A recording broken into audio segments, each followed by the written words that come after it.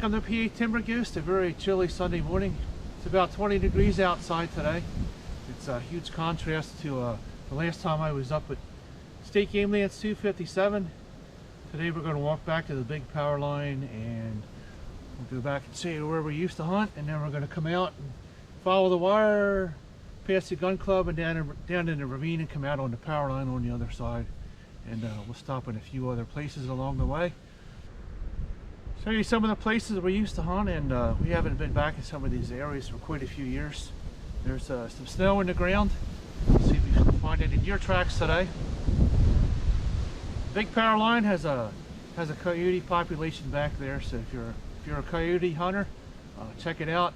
You can always hear them howling in the morning before the sun comes up, and they have a definite impact on the deer up here. Saw a few deer tracks already, and I saw a hen bird along the power line come up from the bottom. They do stock pheasants at the bottom of the small power line. And, why do we call it the small power line? Because it doesn't have a lot of elevation. When we get back to the big one, you can look down over the side and you can see how far down the big power line goes. We'll put the rest of our gear on and we'll take a stroll back here down the trail and see what kind of wildlife we can find. So stay with us. And here's where the trail goes in. We're going to walk back to the power line. There's some footprints in here already. Maybe we'll see a deer. Very chilly today on top of the mountain. You can tell by how red my face is. It's very cold. You probably have 25-mile-an-hour winds. Saw a few deer tracks in the snow. Very tiny ones.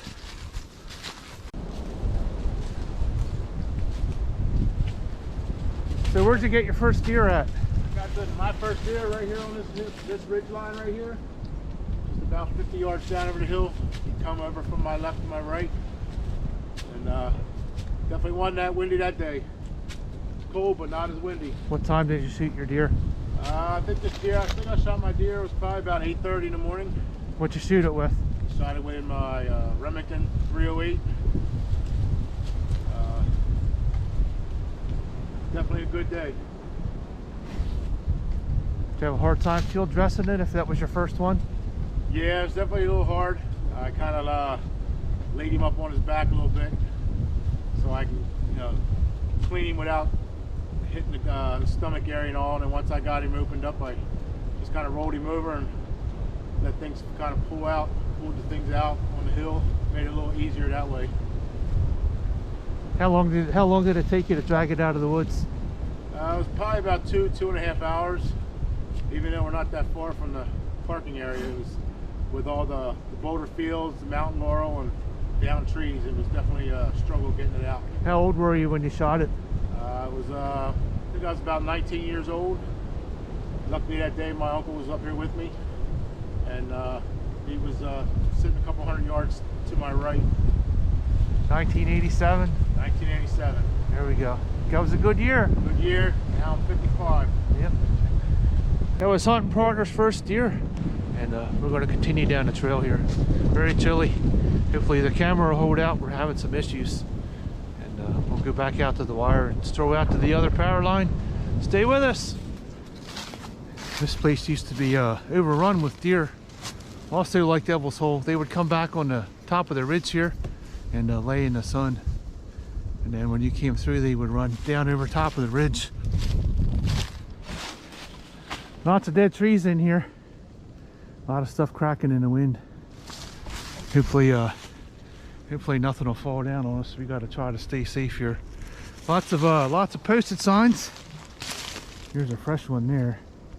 That's Orwell Hunting Club. That's the private area, and then there's a trail. You can see a trail that goes through here. It comes down the middle, and this will go all the way over to the power line. I think we need to put a new wire up. This wire follows the property line, and it's on the left-hand side of the trail. A big stone pile here, and a lot of times when you would walk through here in the middle of the day, the deer would he'd be laying up on top of the hill in the sun getting warm. We'll walk down the power line here, take a look at the nice view going down the other side.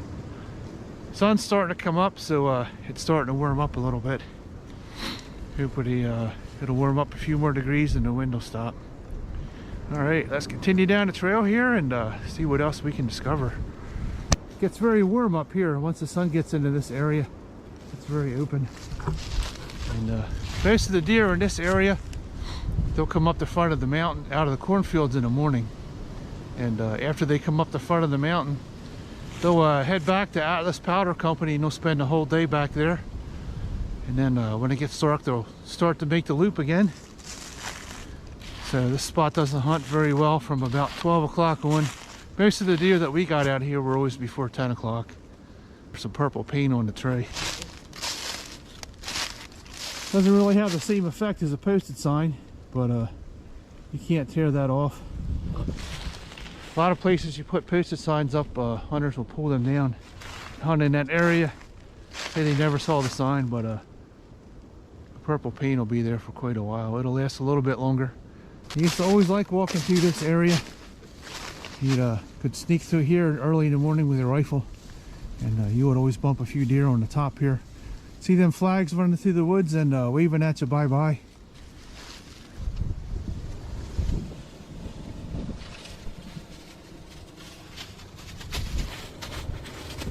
On the big power line, it definitely looks different up here. It looks like they reconfigured the whole power line. All new poles, everything as far as you can see. All the way down the other side. Spin you around here. And now there's some windmills on the other side of the mountain there. I'm not sure where they're at. Got a few there that aren't turning. This side over here is where we used to hunt. The trail continues down this way, and if you follow it over there far enough, you'll come to a big hump in the middle of the trail, and it'll go up about 6 or 7 feet. You make a right there and go down over the side of the mountain there, and we would go almost all the way to the bottom. We're on the big power line looking down to the bottom. Got 30-mile-an-hour winds up here, and the wind is really hitting this side of the mountain. You look down the bottom, all the way down there. We used to park at the bottom and walk up here sometimes in rifle season, and we had some snow in the ground, and we couldn't get back to Game Lands Road. We spent many mornings sitting up here with the old 30-06 BDL, my binoculars, watching the power line, waiting for a nice monster 8-pointer to tiptoe across the power line, but I've never had a shot at anything down there. Most of the deer here come up the mountain in the morning. They're out in the fields eating the corn, and as the sun comes up, they'll start to filter up through the woods over top of the mountain, and they will all head for Atlas Powder Company. This is basically a morning spot. All right, that's it for this side of the mountain. Now we're going to walk out to the parking lot, and we'll walk down towards the Powder Company ravine, and I'll turn the camera back on over there. Stay with us. Okay, trail number 2. We're going to follow the wire all the way back to the Atlas Powder Company property, and then we'll go up the little ravine and we'll come out on the small power line. This just kind of is right on the corner here. That's where we went in on the other side. We went back to the big power line, and now the other trail is right here in the corner. It's just kind of in the bushes here.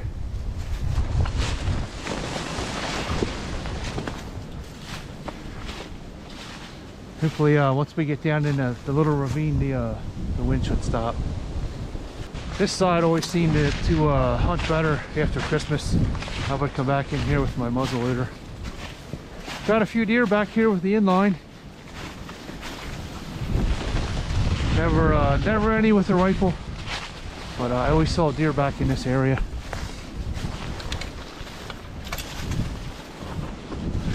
A lot of times when you're walking along in the dark, it's very thick in here, as you can tell. The deer will be laying fairly close to the edge where this trail is, and you would bump them and they would snort at you and take off. That's the hunting club's property. And the left side is State Game Lands 257. You can see all the mountain laurel in here. It is very thick. It's grown quite a bit over the years, but basically it's an impenetrable wall. Whatever deer get pushed by the hunters, they will always come into this area I'll spin you all the way around. It's like a giant impenetrable wall. Definitely a good spot to hide. If I was a deer and the hunters are pushing me, I would come in here and crawl underneath the mountain laurel. There's no way that you can even push them out of here. Even if you had a big drive, they would bust out on you coming out the other side in front of you, and you can only see about 5 or 6 feet. This area is very dense. Very tough area to hunt. You definitely got to be up in the air because your visibility is very limited. There are a few openings in here, and it still looks the same as it did after all the years. And a lot of times we would find a big hemlock like that, and we would climb about halfway up the hemlock with a rifle and a pair of binoculars, and that's how we would get the deer out of here, because you have to look over top of the mountain laurel. All right, let's keep strolling down the trail here. This is the property line for the hunting club and the powder company. Powder company got fresh posted signs up here for rifle, I guess. Let's see it here. Copperhead Chemical Company, Tamaqua. That used to be the Atlas Powder Company. And back when we used to hunt back in Devil's Hole, they would actually blow a siren in the morning, and you could hear them blowing up. They're explosive, I guess. It didn't pass QC, or they were trying to get rid of the old stuff. And you could hear that crazy siren blowing, and then the explosions. Turn the camera around here. And this is the hunting club property here, and the powder company is on this side.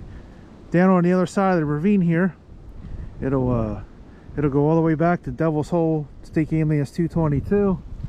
And if you would go through the hunting club's property, 222 will actually back up to the edge of their property. Back in the late 60s, when my dad and his brother started hunting back in this area, you actually could hunt on the hunting club's property at one time, and my uncle did get a few deer back there. He would always come back here and lead archery. And this area is kind of unique because most of the deer come up the front of the mountain, and they all head back on here. The ravine on the other side is the south side. So what'll happen is the deer will go down in the powder company from here all the way to State Game Lands 222, and they'll all sit on the side of the mountain in the sun, stay warm, and eat acorns. Nobody can get to them back there. It's very warm and protected.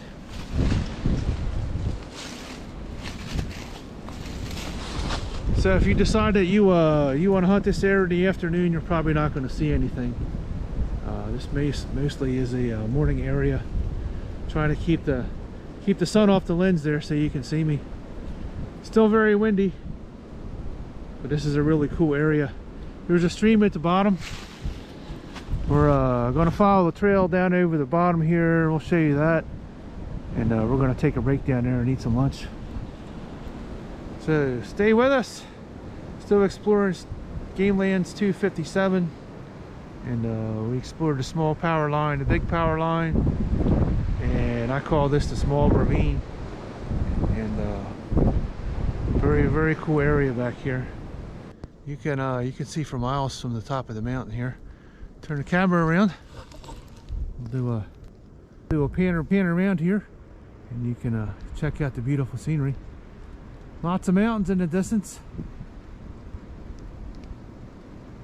Got some cool snow on the ground.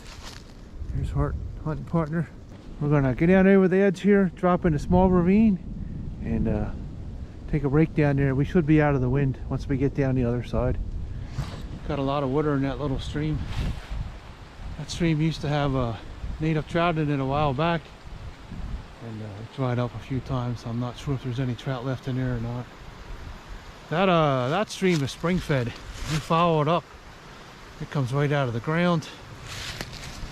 It goes all the way up through the ravine here, and then up around the corner there's another spring that comes down from the left that also adds some water to it. It's quite a hike back here. You can see how high up the sides go. Very beautiful. I think we're out of the wind now. Let's look up the ravine here and soak in some of these beautiful woods. And that very quiet flowing brook at the bottom.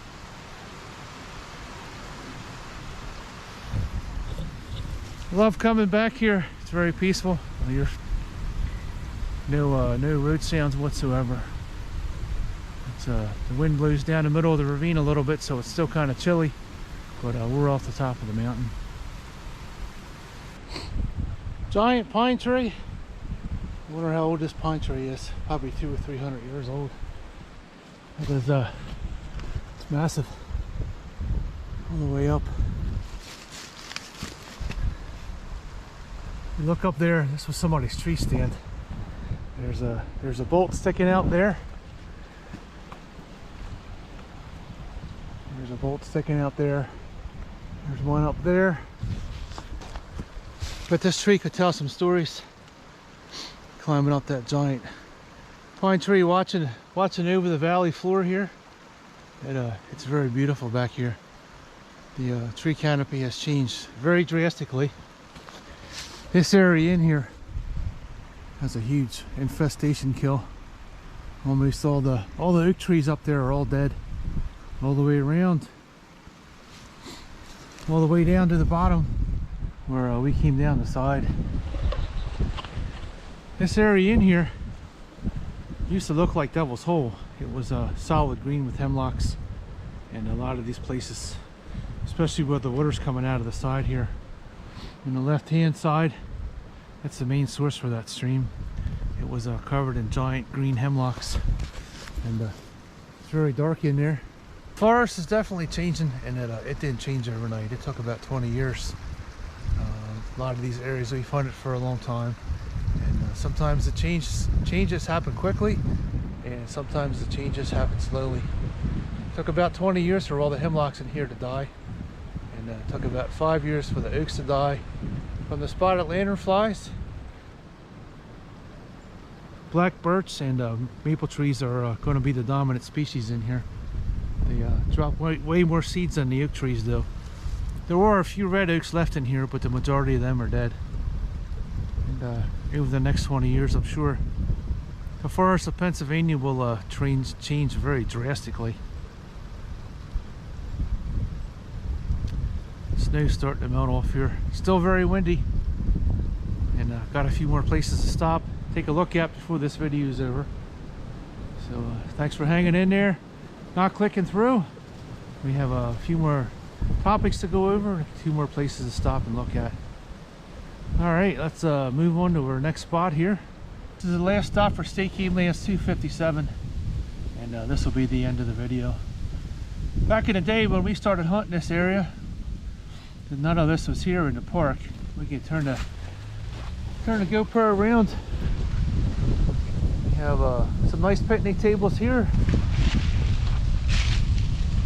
A small fire pit, picnic table over here.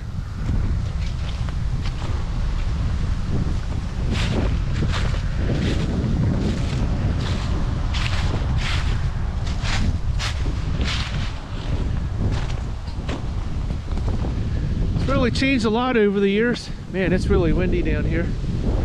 Got a nice pavilion here, concrete slab. We have a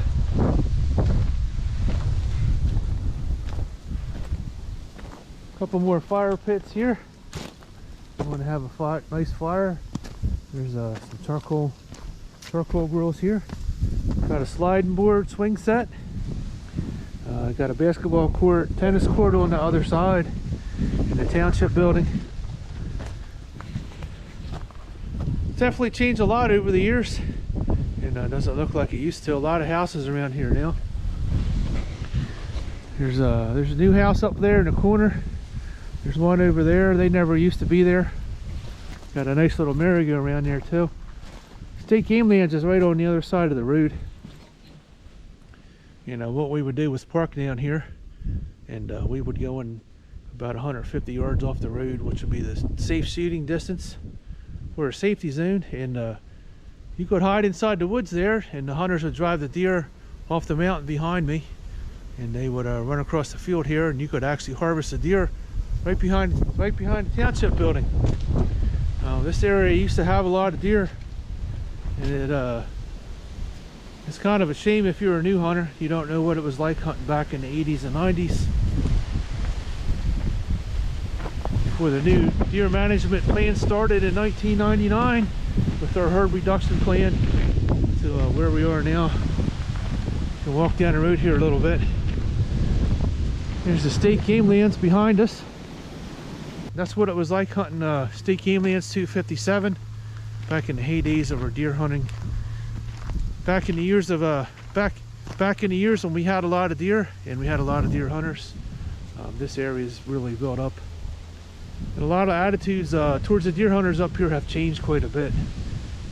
A lot of people don't hunt deer anymore, and they don't tolerate the deer hunters as much as they used to. You can tell by how many posted signs are on the trees up here now. This area's definitely changed a lot.